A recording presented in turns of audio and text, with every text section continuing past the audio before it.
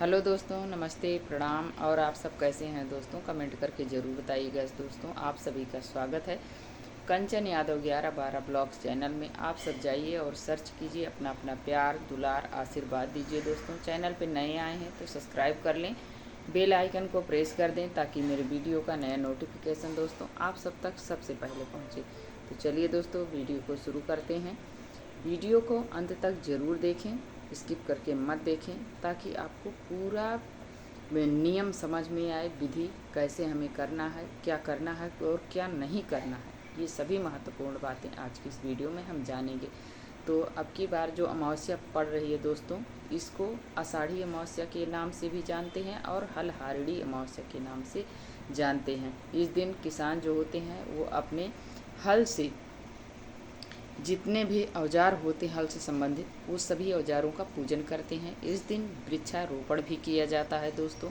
कहते हैं इस दिन कोई भी एक पौधा आप, जैसे पीपल है, बरगद है, आंवला है, या कोई भी सात्विक पौधा आप इस दिन, नीम है, लगा सकते हैं।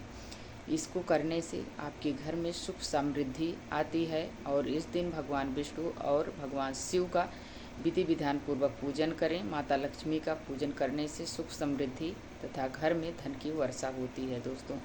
अब जान लेते हैं, ये अमावस्या तिथि अब की दोस्तों दो दिन है, तो इसलिए हम जानेंगे किस दिन हमें व्रत करना है और स्नान दान तर्पण का शुभ मुहूर्त क्या है। तो ये सभी महत्वपूर्ण बातें आज की इस वीडियो में हम जानेंगे। तो अमावस्या तिथि जो है दोस्तों, वो 13 तारीख को प्रारंभ हो रही है।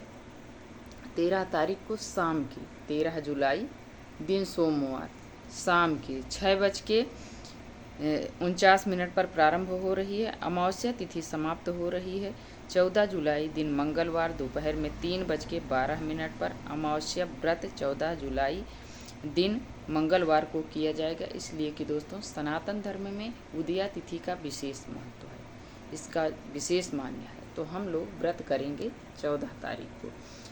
इस दिन हमें सुबह सवेरे उठना चाहिए। आपके आस पड़ोस में नदी तालाब हो, कुंड हो, उसमें स्नान करिए, इसलिए कि नदी तालाब का धार्मिक मान्यता है। अमावस्या हो, पूर्णिमा हो, एकादशी हो, इस पर हमें, यदि आस पड़ोस में नदी तालाब है उसमें स्नान करें। नहीं है घर के जल में, आप थोड़ा सा तिल या गंगा जल डालकर आप स्नान करिए। इस दिन कहते हैं काला तिल डालकर हम स्नान करते हैं तो हमें, हमारे जो पितृ होते हैं उनकी उनकी खुशी के लिए हम काले तिल डालकर स्नान करते हैं। और कहते हैं इस दिन शनि देव की भी कृपा प्राप्त होती है।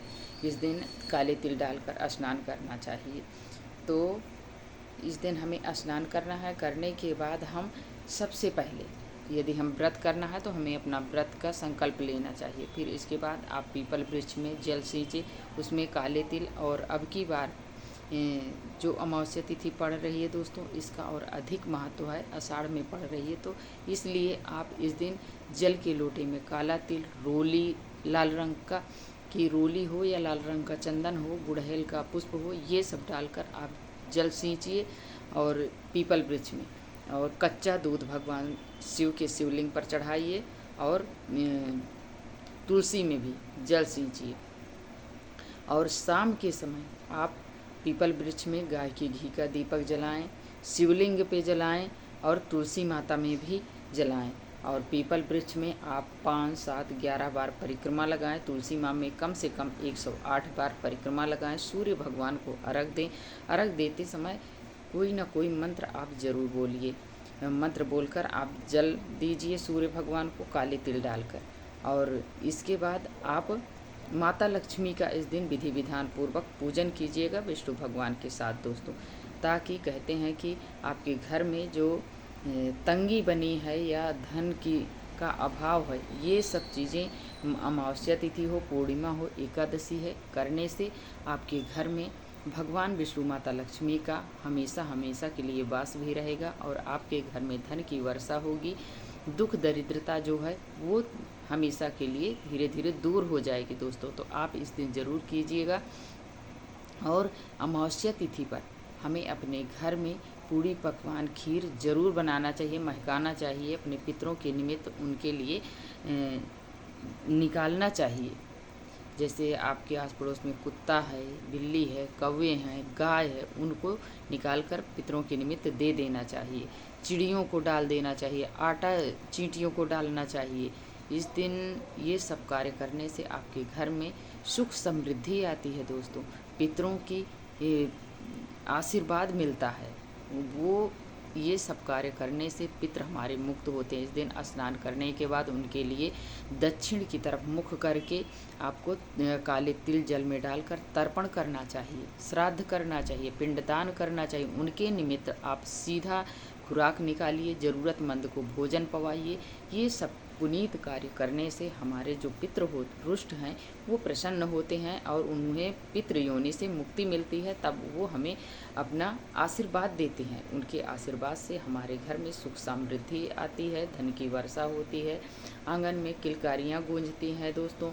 जिनके घर में पितृ रुष्ट होते हैं उनके घर में शादी विवाह में बाधाएं आती हैं, संतान होने में बाधाएं आती हैं, घर में सुख शांति नहीं रहती है। कितनी भी धन माया भरी हो लेकिन उनके घर में सुख शांति नहीं होती। तो ये सभी चीज़ों को ध्यान में रखते हुए एक अमावस्या तिथि पर हमें शुभ समय में ये सभी कार्य करने चाहिए। गर्मी का महीना है दोस्तों, जल का दान, जूते चप्पल छतरी का दान करें, किसी का दिल ना दुखाएं। यदि गौ माता है उनके लिए चारा भूसा निकाल दीजिए, मछलियों को आटे की गोली बनाकर डाल दीजिए। ये सब दान पुण्य जरूर करना चाहिए। इस दिन अमावस्या तिथि पर शनि देव की पूजा करने से, उन्हें सरसों का तेल चढ़ाने से, काले तिल का लड्डू का भोग लगाने से हमारी जो जीवन की बाधाएं हैं वो दूर होती हैं और कष्ट दूर होते हैं। उनकी कृपा से हमारे घर में जो बाधाएं हैं उनसे हम मुक्ति पाते हैं और हमारे घर में सुख शांति तथा समृद्धि बनी रहती है।